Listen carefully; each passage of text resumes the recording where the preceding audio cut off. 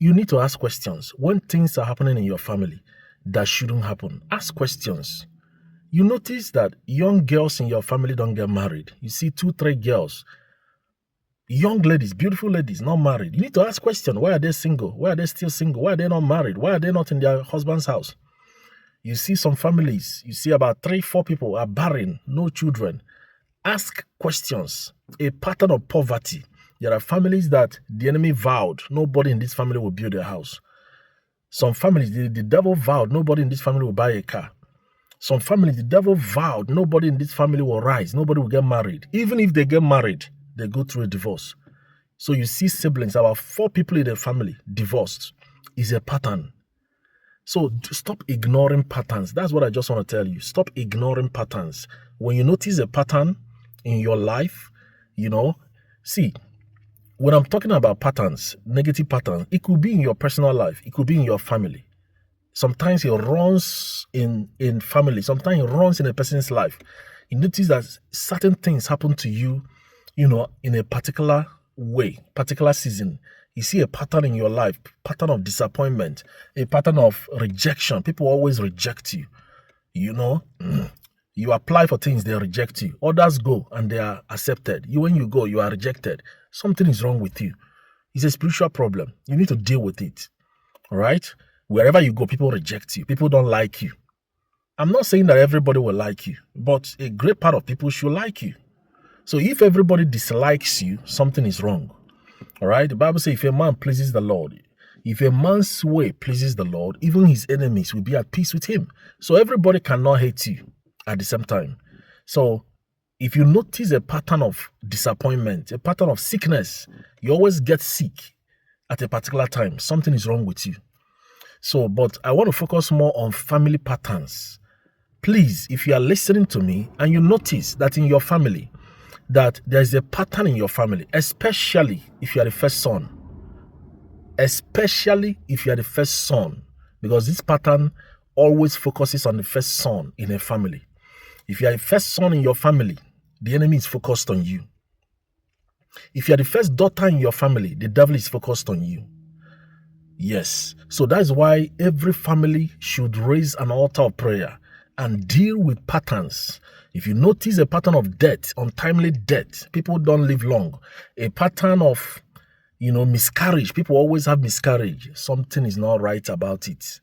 You need to pray. Call a man of God. Now, let me finalize by saying 2 things. Thank you, Holy Spirit. 2 things I will say. 1, when the devil strikes, you see, the devil is not intelligent. He's not powerful, but he understands tricks. Let me repeat myself. Satan is not intelligent. He's not intelligent. So he's not creative. All right? He tries to imitate God in a negative way. He's not intelligent. He's not creative, but he understands patterns. Let me tell you what he does.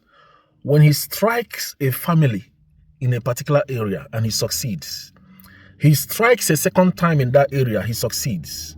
He will focus on that area. That's what he calls a pattern. So a pattern can be that somebody in a family entered into a covenant, made an agreement with the devil, and it begins to affect everybody. It can be a curse that is released over the family. It can also be an attack by the enemy. So maybe one day I'll write a book on this, maybe. Let me see what God is saying. So a pattern can happen in different ways. The enemy, 1, can be the one that will attack a family in a particular area. Maybe strike a family in the area of health.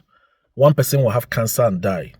You say, okay, there's a possibility that they can die through cancer. They don't have the faith to deal with it. Let me strike somebody else. He will strike another person in the family with cancer. The person dies. Let me tell you, he will continue to strike that family with cancer. So that's what he does. He's not intelligent. He's not creative. He only uses trick. Your weak point is the devil's strong point. Those areas you're weak, that's where he's strong. That's why you have to take your prayer life serious. All right? Take your spiritual life serious. You are fighting somebody that has been in existence for over thousands and thousands and thousands of years. He has been in heaven. He has seen the glory of heaven. Now he has come down. He doesn't want you to live a happy life. All right? So when the devil strikes a family and he succeeds. He strikes a second time. Let's say he strikes somebody in the family with barrenness, and he notices that nobody cares. They think it's a medical problem, it's a health problem. Nobody cares. He doesn't mind you going for IVF, wasting your money. But he will make sure the IVF doesn't work. He will strike the second person and notice that the person is barren. He will continue to buffet that family with barrenness because none of you have cared to pray. None of you have cared to invite a man of God to deal with the spirit of barrenness. Barrenness is not a medical problem, it's a spiritual problem. Poverty is not a physical problem, it's a demon. There's a demon called poverty. Sickness is a demon. Listen, divorce is a demon. All right? There's a demon behind every negative thing you are going through. So don't commonize it. Don't say, oh, it happens to everybody. It's not happening to everybody. It's not happening to everybody. That thing you are going through is not everyone that is going through it. So don't say, well, it's happening everywhere. No. If you notice a negative pattern in your family, make sure you call for a meeting. Invite everybody. You are in a tech age. Everybody should join a WhatsApp group in this family. We need to find out what is going wrong. Everybody must join a Zoom meeting. We need to ask questions. What is going wrong? Did anybody in this family make an agreement with the devil? Did our fathers or parents make an agreement with the devil? Who in this family made an agreement with the enemy? There was a time in the Bible, somebody in the camp of the Jews, Israelites, made an agreement, did what they're not supposed to do, and everybody was suffering it. Until that person was killed. That was when the land was cleansed. I'm not saying you should kill a family member. That's not what I'm saying. I'm saying sometimes it's somebody that made an agreement with the enemy. And the devil is coming back, asking for his own share of the agreement. Now, my grandfather, when he died, there was nobody to worship his idol. My father refused to worship the idol. But he didn't want to destroy, the covenant that his father made, because at his level, he didn't care so much about it. He didn't care so much. He ignored it. But he didn't know there's a spirit behind it. So we have to be careful. If you came from a family where maybe your parents worshipped idol, especially if there was a blood sacrifice, animal blood or human blood, as long as there's a blood sacrifice, you need to call for covenant breaking as soon as possible. Don't even waste time. Don't waste time. You are owing the devil. And the devil will come to demand. He will demand blood. All right? You are owing him. So until you break it, and all the members of the family, especially the men in the family, especially the men, will confess and separate themselves from that spirit. All right?